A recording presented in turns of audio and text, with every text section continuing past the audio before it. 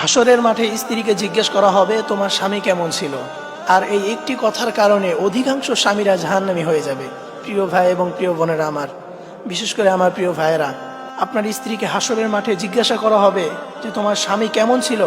আপনার স্ত্রী যদি আপনার ব্যাপারে ভালো সার্টিফিকেট না দিতে পারে, আপনার স্ত্রী যদি বলে যে আমার স্বামী আমার উপর নির্যাতন করত, আমার উপর জুলুম করত, আমাকে অবহেলা করতো, আমাকে সে ভালোবাসতো না, আমাকে রেখে অন্য নারীর সাথে কথা বলতো, সে পরকীয়া করত, এই ধরনের কথা যদি আপনার স্ত্রী কিয়ামতের ময়দানে বলে, তাহলে মনে রাখবেন আপনার জন্য কিন্তু জান্নাত হারাম হয়ে যাবে, জাহান্নাম আপনার জন্য ওয়াজিব হয়ে যাবে। এই জন্য প্রিয় ভাইয়েরা আমার, অবশ্যই কথাগুলো মনোযোগ দিয়ে শুনবেন। কখনোই স্ত্রীর সাথে খারাপ আচরণ করবেন না, স্ত্রীর সাথে কখনোই আপনি নির্যাতন করবেন না, তাহলে কিন্তু আপনি জাহান্নামী হয়ে যাবেন। আল্লাহর কাঠগড়ে আপনাকে দাঁড়াতে হবে, আপনাকে জবাবদিহিতা করতে হবে।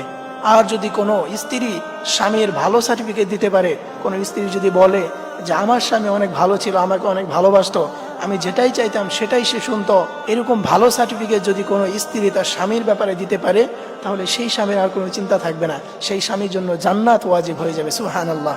এই জন্য প্রিয় ভাইয়েরা আমার, অবশ্যই স্ত্রীর সাথে ভালো আচরণ করতে হবে, স্ত্রীর সাথে অবশ্যই আপনাকে সুন্দর আচরণ করতে হবে, স্ত্রীর সাথে কখনো আপনার খারাপ আচরণ করা যাবে না। কারণ কিয়ামতের দিন আল্লাহ তাআলা এই স্ত্রী থেকে আপনার সার্টিফিকেট নেবেন। এবং আল্লাহর হাবিব সাল্লাল্লাহু আলাইহি ওয়াসাল্লাম বলেছেন, যে ব্যক্তি তার স্ত্রীর কাছে ভালো, সে আল্লাহ তাআলার কাছে প্রিয় বান্দা।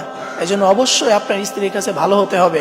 আপনি যে ভালো, এই স্বীকৃতি কিয়ামতের ময়দানে আপনার স্ত্রীকে দিতে হবে। তার মানে এই নয় যে আপনি আপনার স্ত্রীকে জোর করে বলবেন যে তুই বল আমি ভালো, এটা না।